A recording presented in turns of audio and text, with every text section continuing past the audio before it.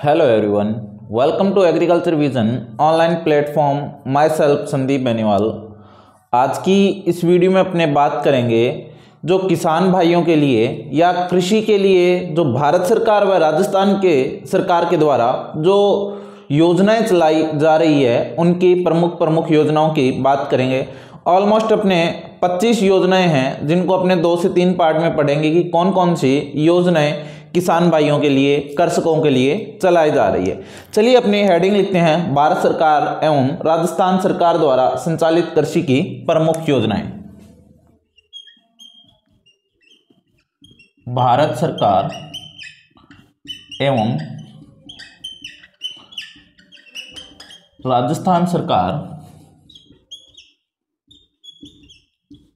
द्वारा प्रचलित प्रमुख कृषि योजनाएं। देखिए कौन कौन सी योजनाएं हैं जो भारत सरकार एवं राजस्थान सरकार के द्वारा किसान भाइयों के लिए चलाई जा रही है।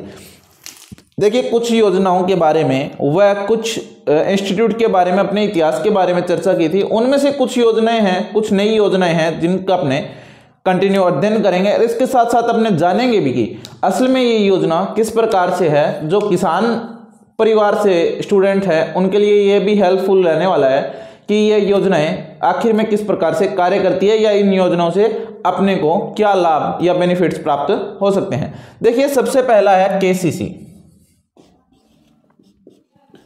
केसीसी।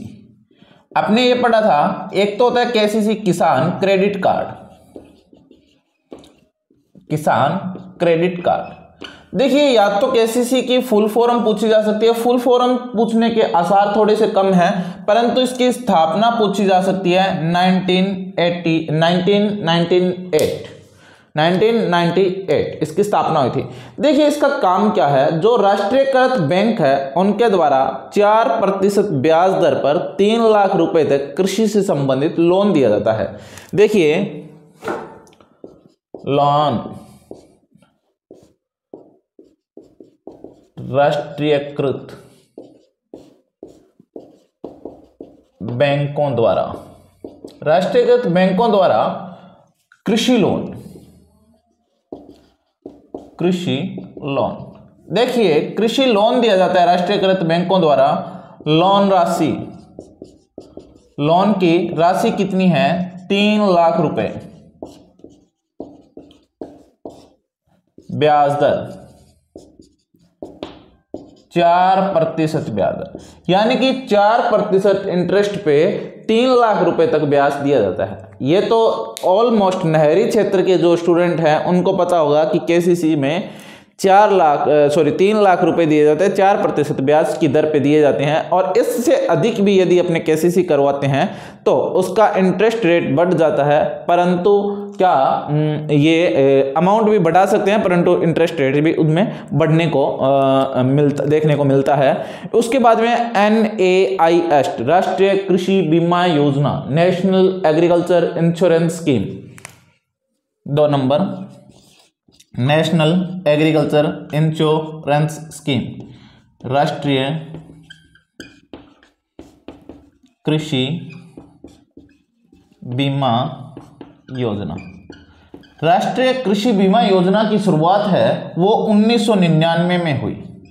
1999 में रबी की फसल में हुई थी। ठीक है, अब ये योजना क्या है कि राजस्थान में है, वो 2003 में शुरू हुई थी खरीफ की फसल से। लिख लेते हैं, यह योजना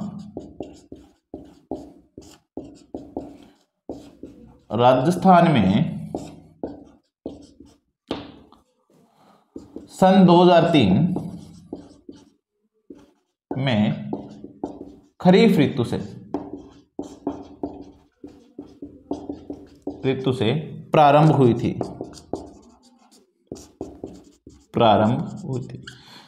ठीक है, पहली बात इसकी है, इस योजना में क्या होता है कि जब प्राकृतिक आपदाओं के कारण फसल नष्ट हो जाती है, जैसे कि टिड्डी आ जाना, सूखा पड़ जाना, बाढ़ आ जाना, कीट लग जाना, रोग लग जाना, इनके नष्ट होने के कारण इस स्थिति में क्या होता है, किसानों को फसल का बीमा प्रदान किया जाता है। लिखते हैं प्राकृतिक आपदाओं के कारण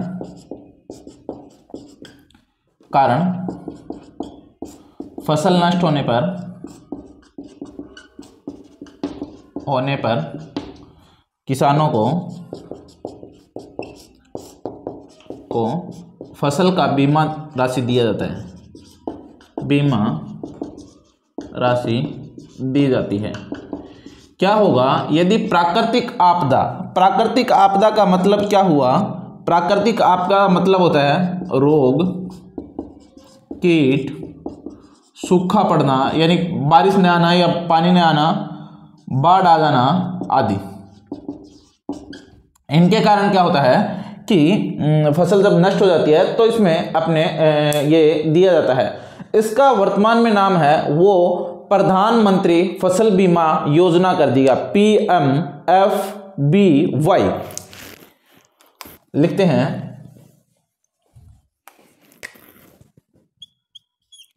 वर्तमान में इसका नाम PM प्रधानमंत्री फसल बीमा योजना कर दिया है। देखिए इसके बारे में अपने डिटेल में आगे पढ़ेंगे। प्रधानमंत्री फसल बीमा योजना, इसका नाम कब किया गया, क्यों किया गया, और प्रधानमंत्री फसल बीमा योजना में इसके अतिरिक्त कौन सी सुविधाएं जोड़ी गई है, इनकी चर्चा भी आगे में करेंगे। इसमें हिंदी में लिख लेते हैं अपने नाम, प्रधानमंत्री फसल बीमा योजना। ठीक है, ये फसल बीमा क्या करवाया जाता है कि जो केसीसी धारक होते हैं उनके लिए तो क्या होता है कि ऑटोमेटिक होता है, उनको तो कंपलसरी होता है कटवाना, बीमा कटवाना जरूरी होता है। जो केसीसी लेते हैं उनको तो, जो केसीसी धारक नहीं होते हैं उनको स्वैच्छिक होता है कि वो बीमा कटवा भी सकते हैं और बीमा नहीं भी कटवा सकते। यदि अपने बीमा कटवाएंगे तो बाय चांस किसी आपदा के कारण, प्राकृतिक आपदा के कारण फसल नष्ट हो जाती है तो अपने को उसका भुगतान गवर्नमेंट देती है, यानी कि बीमा कंपनी अपने को भुगतान देती है। इसके बाद में तीसरा आता है किसान कॉल सेंटर। लिखते हैं थर्ड,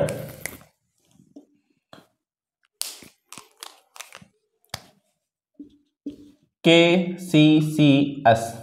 इसका नाम होता है किसान कॉल सेंटर। देखिए मैंने पहले ये शॉर्ट में बताया था कि किसान कॉल सेंटर, एक बात बताई थी कि BSc एग्रीकल्चर वाले इसमें लगते हैं। इसकी सबसे पहले स्थापना की बात करते हैं तो 21 जनवरी 2004 को इसकी स्थापना हुई थी। ठीक है, ये तो बात होगी स्थापना की। अब इसका काम क्या है, ये किसानों को टेलीफोन नंबर और free telephone, toll free number, किसानों को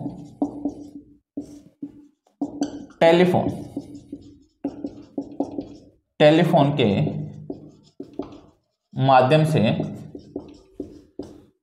जानकारी टोल फ्री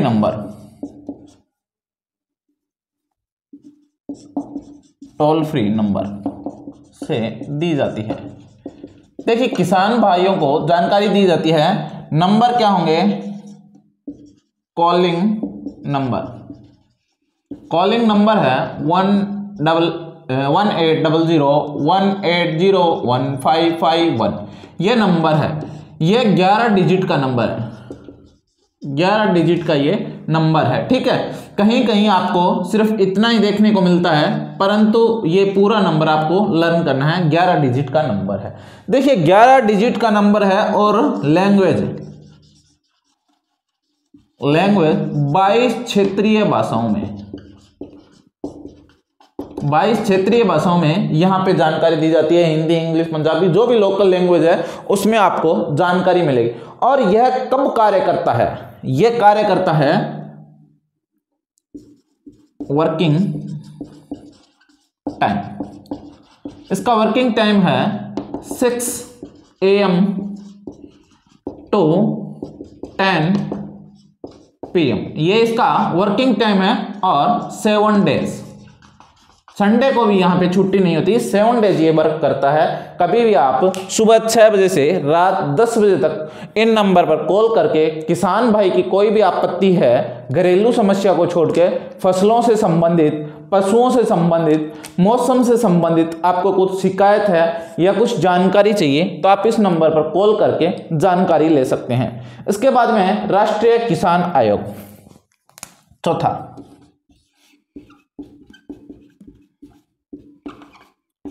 राष्ट्रीय किसान आयोग। देखिए, राष्ट्रीय किसान आयोग की यदि अपने बात करें तो इसकी स्थापना हुई थी वर्ष 2004 में। मैं इसके अकॉर्डिंग चल रहा हूं, सबसे पुराना वर्ष लिया, उसके बाद थोड़ा न्यू, थोड़ा न्यू, थोड़ा न्यू, इस हिसाब से चलेंगे। 2004 में इसकी स्थापना हुई थी। ठीक है, राष्ट्रीय किसान आयोग। एक है राजस्थान किसान आयोग भी है, उसकी स्थापना लेट हुई थी, आगे पढ़ेंगे अपने इसी वीडियो में कंटिन्यू। देखिए, इसके प्रथम अध्यक्ष की बात करें तो डॉक्टर MS स्वामीनाथन इसके प्रथम अध्यक्ष है। प्रथम अध्यक्ष डॉक्टर MS स्वामीनाथन। ठीक है, इसके जो प्रथम अध्यक्ष थे वो डॉक्टर MS स्वामीनाथन थे। इसने क्या किया था कि किसान जब मृत्यु यानी कि आत्महत्या कर रहे थे, किसान भाई जब आत्महत्या कर रहे थे, उसको आप राष्ट्रीय आपदा घोषित करवाया गया और किसान के हित के लिए, रक्षा के लिए किसान की एक रिपोर्ट प्रस्तुत की थी, कमेटी बिठाकर एक रिपोर्ट प्रस्तुत की थी। क्या था ये? राष्ट्रीय स्तर पर किसानों द्वारा की जाने वाली आत्महत्या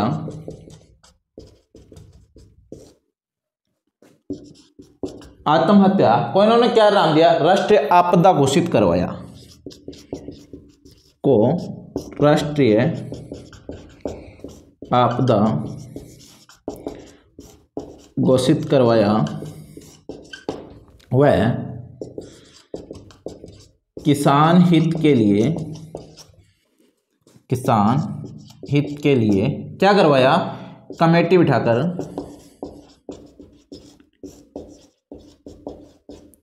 बिठाकर एक रिपोर्ट प्रस्तुत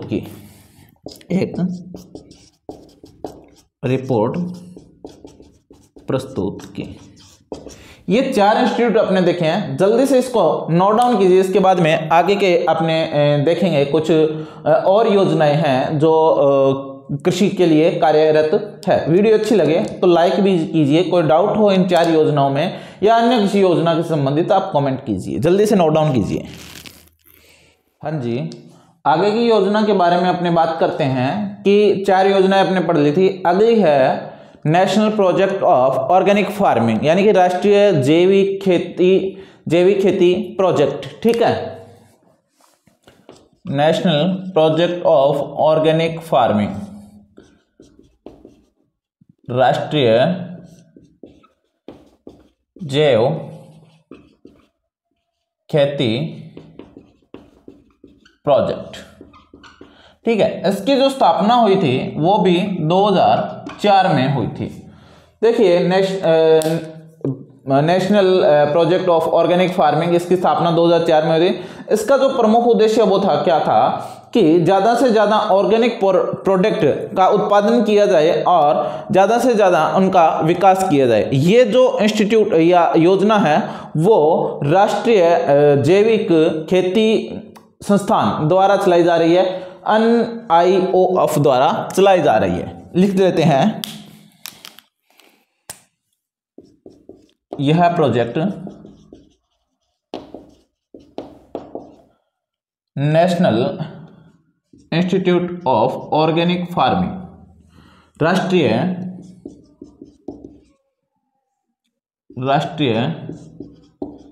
जैविक खेती संस्थान, ये कहाँ पे है? गाजियाबाद,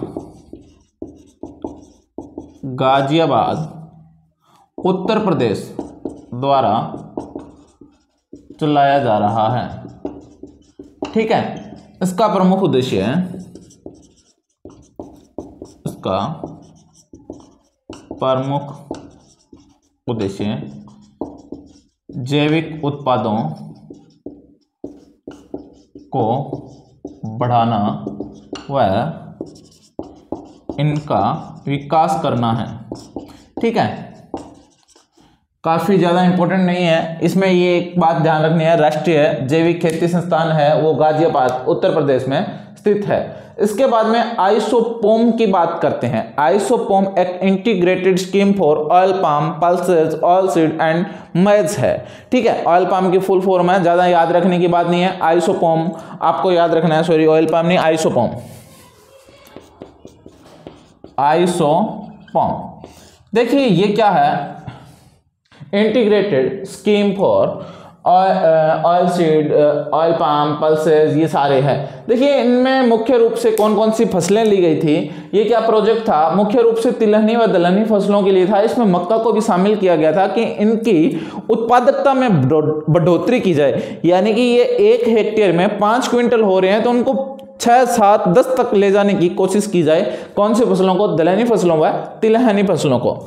देखिए इसका प्रमुख उद्देश्य, इसकी स्थापना भी 2004 में हुई थी। प्रमुख उद्देश्य है दलहनी, तिलहनी व मक्का की फसल का, मक्का की फसल की उत्पादकता को बढ़ाना। इसका मुख्य उद्देश्य है मक्का, तिलहनी व दलहनी फसलों की उत्पादकता को बढ़ाना। सन 2015 और 16 में इसको राष्ट्रीय तिलहन एवं ऑयल पाम मिशन कर दिया गया। इसका नाम सन 2015-16 में इसका नाम NFSMOM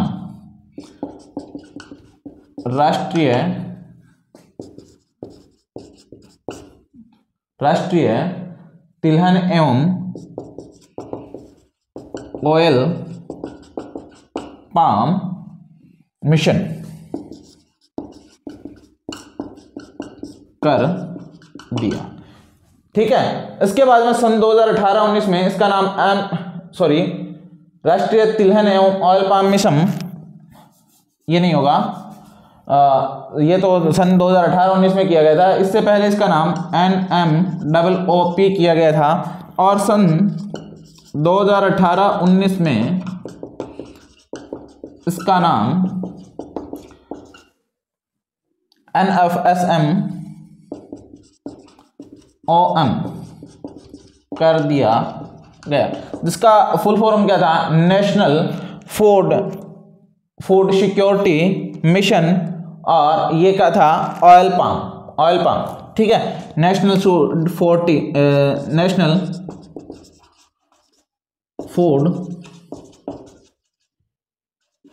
security mission oil palm. ठीक है, ये किया गया था कि तिलहन का जो राष्ट्रीय खाद्य सुरक्षा योजना, राष्ट्रीय खाद्य सुरक्षा योजना तिलहन के लिए, ठीक है, ये इसका नाम 2018-19 में कर दिया गया था। उसके बाद में एक प्यारा सा इंस्टीट्यूट आता है, आत्मा, जो रात को आके डराती है ना आपको, वही आत्मा। ये 5वां, ये 6ठा और ये 7वां।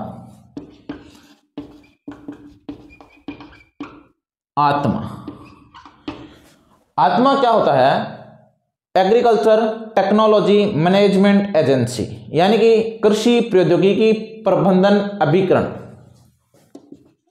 कृषि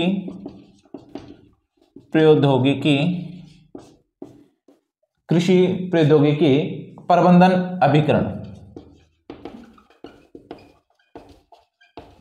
ये इसकी फुल फॉर्म होती है और इसकी स्थापना है वो 2005 में की गई थी। यहाँ तक 2004 वाले चल रहे थे, इसकी स्थापना है वो 2005 में की गई थी। ठीक है, इसके बाद में यदि अपने बात करें इसके बारे में, आत्मा का जो अध्यक्ष था वो क्या कौन होता है? जिला कलेक्टर। लिख लेते हैं,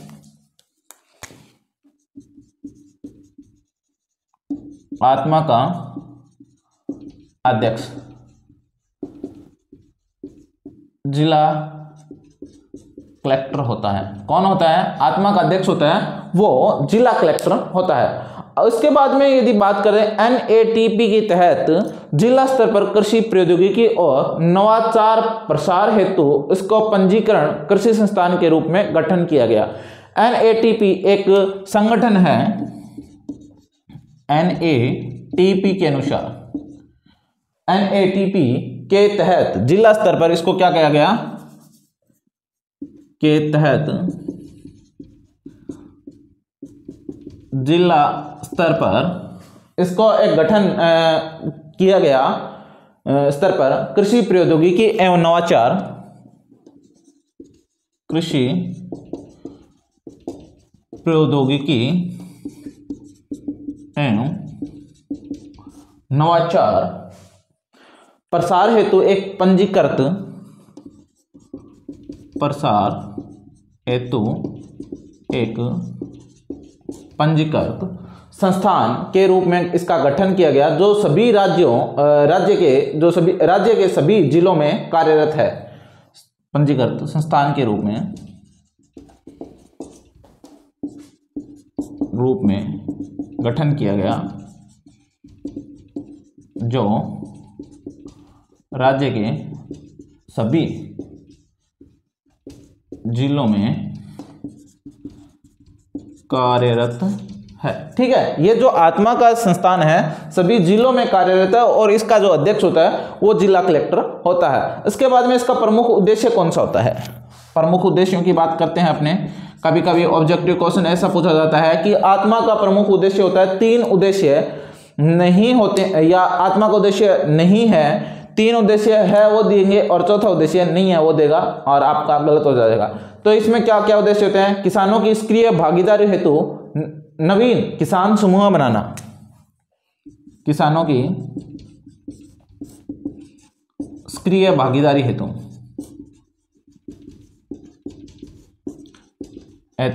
नए किसान समूह बनाना, किसानों के समूह बनाना।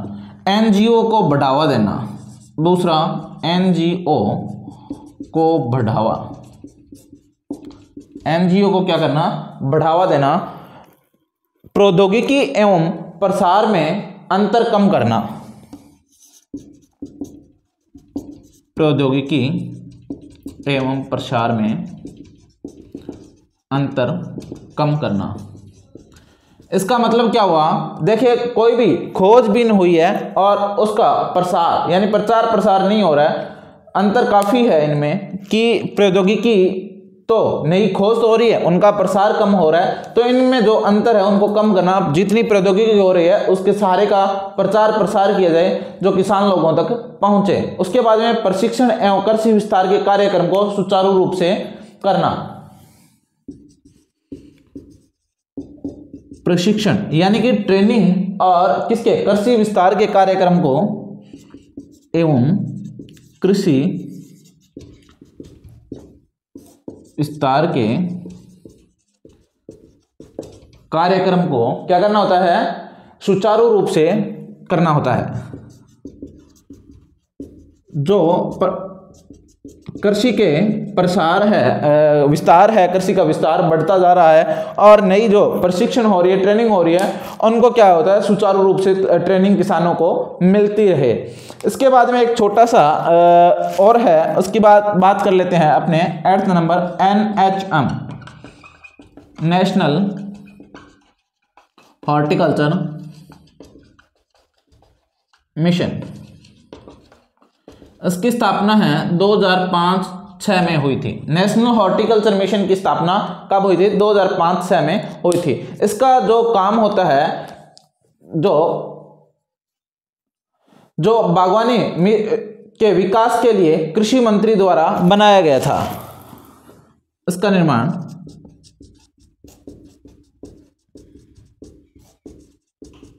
बागवानी विकास के लिए कृषि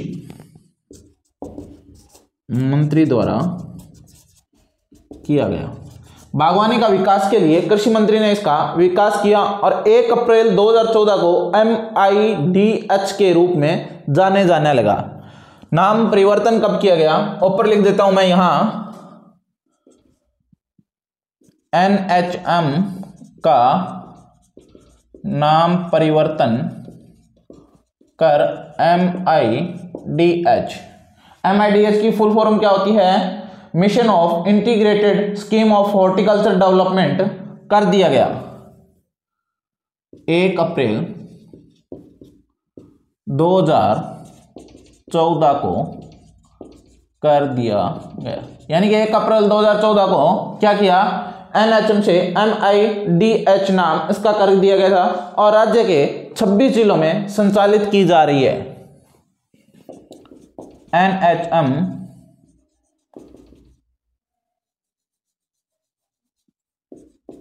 राजस्थान के 26 जिलों में संचालित है। ठीक है, ये कौन कितने जिलों में संचालित है, 26 जिलों में। NHM नहीं, अब इसका वर्तमान नाम MIDH mission for integrated scheme for horticulture development चलाई जा रही है। कितने, कुल 26 जिलों में चलाई जा रही है। जल्दी से इसको नोट डाउन कीजिए, उसके बाद में 5-6 स्कीमें और देखते हैं, बाकी स्कीम को अगली वीडियो में देखेंगे। आगे की अपने 8 योजनाएं पढ़ ले। 9th योजना पढ़ते हैं RKVY, राष्ट्रीय कृषि विकास योजना। इसकी स्थापना सन 2007 में हुई थी। 9th RKVY, राष्ट्रीय कृषि विकास योजना 2007 में इसकी स्थापना हुई थी। देखिए, इसका प्रमुख उद्देश्य क्या है कि जो कृषि और कृषि से संबंधित क्षेत्र है उसमें 11वीं पंचवर्षीय योजना तक 4% वृद्धि दर अर्जित करना है, नोट करना है। कृषि व कृषि से संबंधित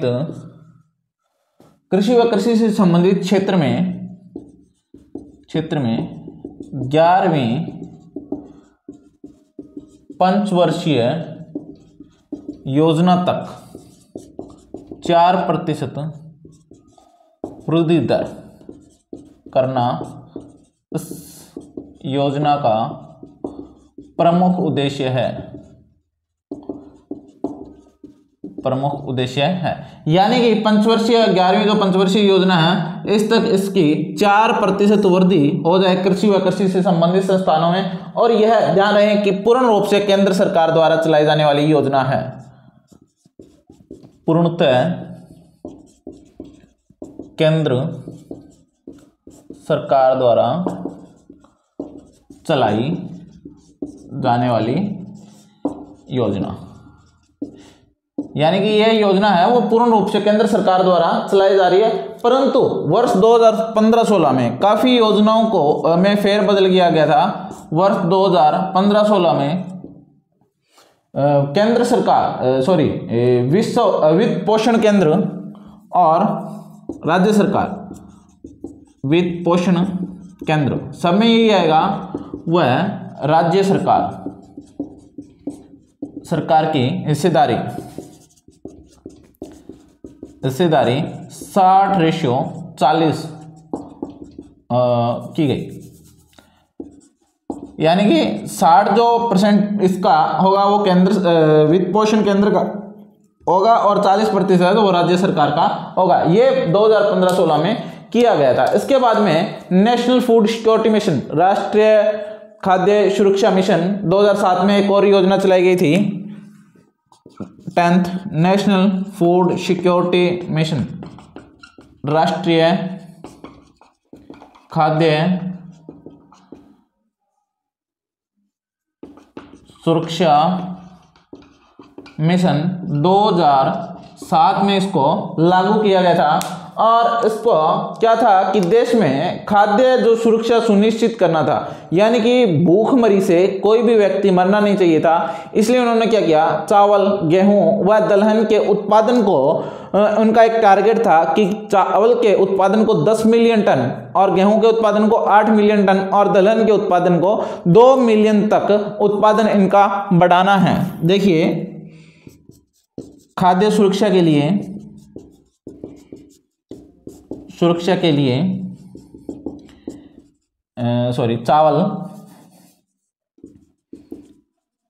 चावल, गेहूं व दलहन का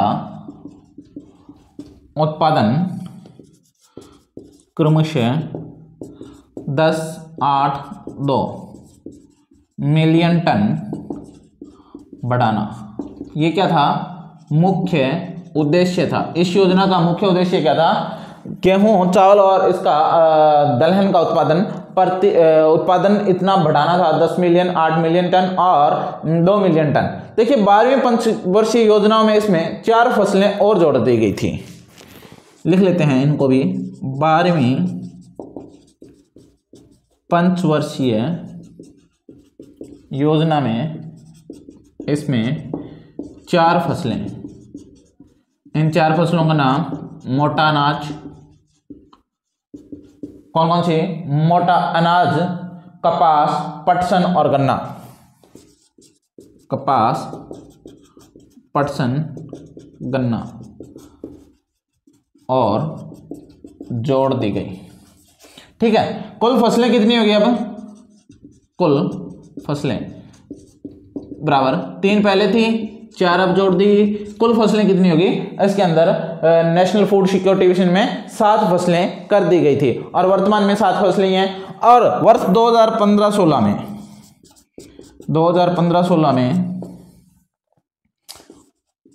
वित्त पोषण केंद्र व राज्य सरकार की हिस्सेदारी 60:40 की गई। ठीक है, इनकी ये हिस्सेदारी कर दी गई थी। अगला जो इंस्टीट्यूट है वो बहुत ही मस्त इंस्टीट्यूट है, राष्ट्रीय औषधीय पादप मिशन है, NMPP। कौन सा, 11 NMMP, नेशनल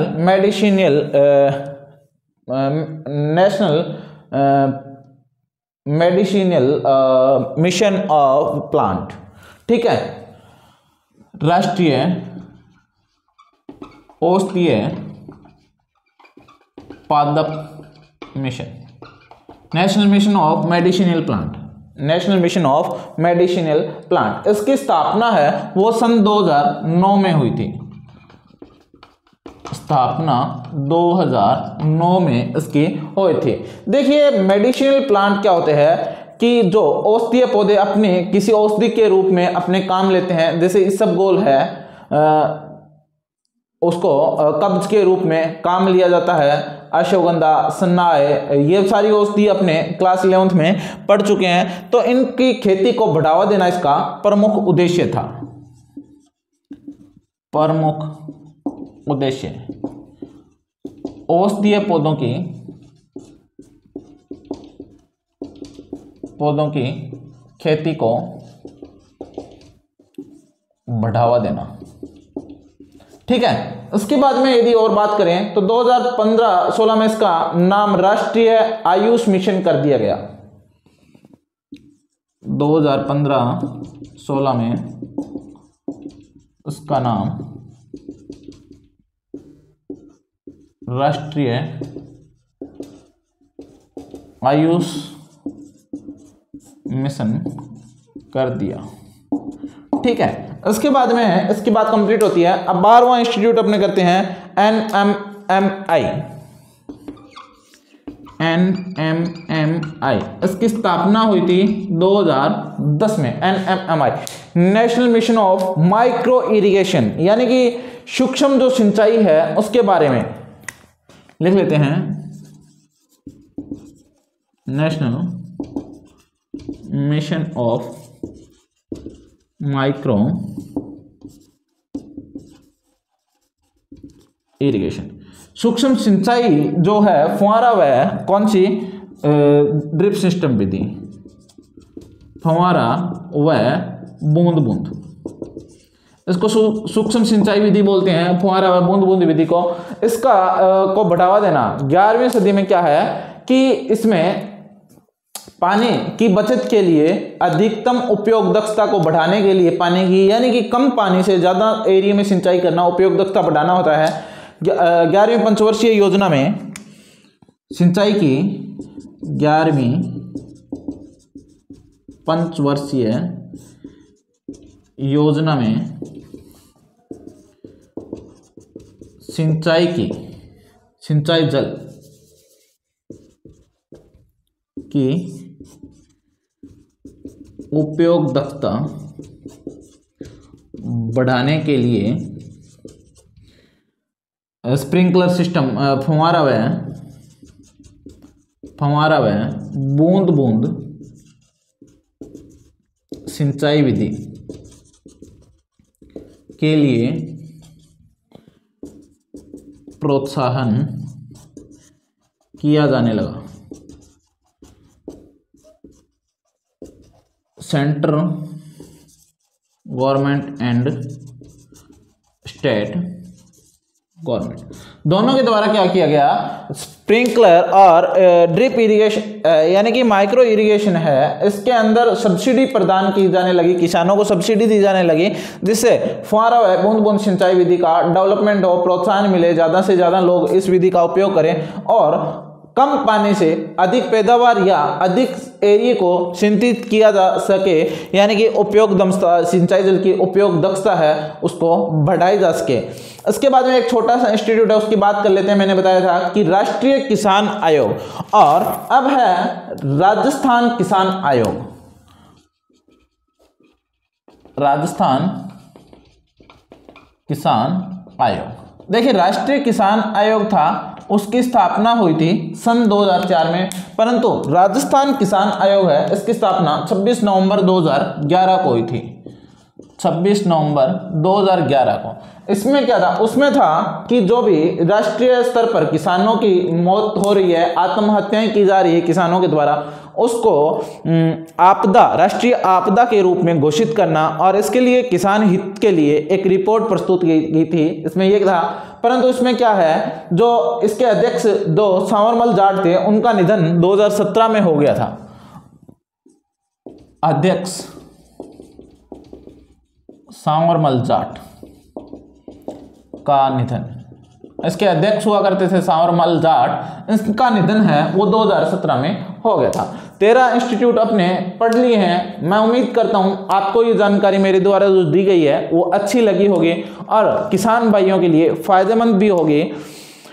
तो वीडियो अच्छी लगे तो लाइक कीजिए, कोई सजेशन हो तो कमेंट कीजिए, और जिस टॉपिक पर आप वीडियो चाहते हो उस टॉपिक के लिए आप हमें कमेंट बॉक्स में कमेंट करके टॉपिक रिकमेंड कर सकते हैं। उस पर हमारी पूरी कोशिश रहेगी कि हमारी टीम मिलकर आप तक वीडियो उसकी पहुंचाने की कोशिश करेगा। हाँ, जो भी कमेंट करते हैं वो रिप्लाई का वेट जरूर करें। विद इन 24 आवर्स आपके जो कमेंट का रिप्लाई हमारी टीम के द्वारा दे दिया जाएगा। तो आप एक बार कमेंट करने के बाद में उस वीडियो पर वापस जाकर कमेंट का रिप्लाई जरूर चेक करिए, या अपने नोटिफिकेशन पैनल पर आपको हमारे कमेंट का रिप्लाई जरूर मिलेगा। तो आपका कोई भी डाउट हो तो आप हमें कमेंट जरूर कीजिएगा, या सजेशन हो तो कमेंट जरूर कीजिएगा। आपकी राय हमारे लिए बहुत ही महत्वपूर्ण है, ठीक है। तो चैनल पर नए हो चैनल को सब्सक्राइब कीजिए, बार बार कहने की जरूरत ना पड़े, और वीडियो को लाइक कीजिए, अपने दोस्तों के साथ भी शेयर कीजिए, और किसान भाइयों के साथ भी ये वीडियो आप शेयर कर सकते हो, उनको भी यह जो योजनाएं हैं उनका लाभ मिल सके। धन्यवाद।